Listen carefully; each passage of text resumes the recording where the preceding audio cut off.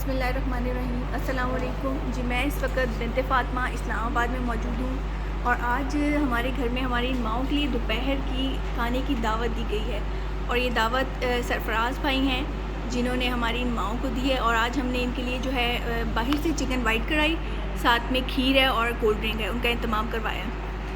تو ہم اپنے ان بھائی کا بہت شکر گزار ہیں بنت فاطمہ کی ٹیم اور ان تمام ماؤں کی طرف سے کہ انہوں نے اس نیکی کام میں بڑھ چڑھ کر حصہ لیا۔ اللہ تعالیٰ ان کی اس نیکی کو اپنی بارگاہ الہی میں قبول کریں اور اسی طرح وہ نیکی کے کاموں میں حصہ لیتے رہیں۔